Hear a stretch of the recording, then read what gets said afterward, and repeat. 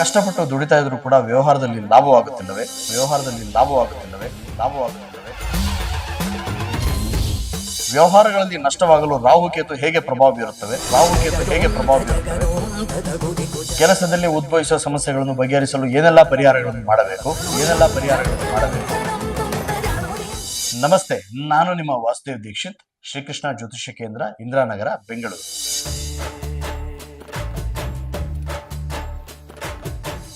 ಅನೇಕ ಜನಕ್ಕೆ ನಾನು ಒಬ್ಬ ಯಶಸ್ವಿ ಉದ್ಯಮಿಯಾಗಬೇಕು, 10 ಜನಕ್ಕೆ ಕೆಲಸಗಳನ್ನು ನೀಡಬೇಕು ಎನ್ನೋ ಹಂಬಲ ಇದ್ದೇ ಇರುತ್ತದೆ.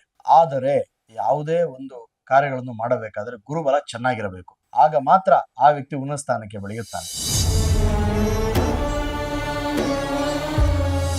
ವಶಾತ್ ಏನಂದ್ರೆ, ಸುಮಾರು ಜನ ಉದ್ಯಮಿಗಳು ಸಣ್ಣ ಪುಟ್ಟ ತಪ್ಪುಗಳಿಂದ ತಮ್ಮ ವ್ಯವಹಾರಗಳಲ್ಲಿ ನಷ್ಟವನ್ನು ಅನುಭವಿಸುತ್ತಾರೆ. ವ್ಯವಹಾರದಲ್ಲಿ ನಷ್ಟವಾಗಲು ಹಲವಾರು ಕಾರಣಗಳಿರುತ್ತವೆ. ಉದ್ಯಮ ಆರಂಭಿಸುವ ಮೊದಲು ಜಾತಕದಲ್ಲಿ ಇರುವ ರಾಹು, ಕೇತು ಅಥವಾ ಇತರ ಗ್ರಹಗಳ ದೃಷ್ಟಿಗಳಿಂದ ನಿವಾರಣೆಗಳನ್ನು ಮಾಡಿಸಬೇಕಾಗುತ್ತದೆ. ಒಂದು ವೇಳೆ ಗ್ರಹದೋಷ ನಿವಾರಣೆ ಮಾಡದೆ ವ್ಯವಹಾರ ಮುಂದುವರಿಸಿದಲ್ಲಿ ನಷ್ಟ ಅನುಭವಿಸುವಂತಹ ಸಾಧ್ಯತೆ ಹೆಚ್ಚಿರುತ್ತದೆ.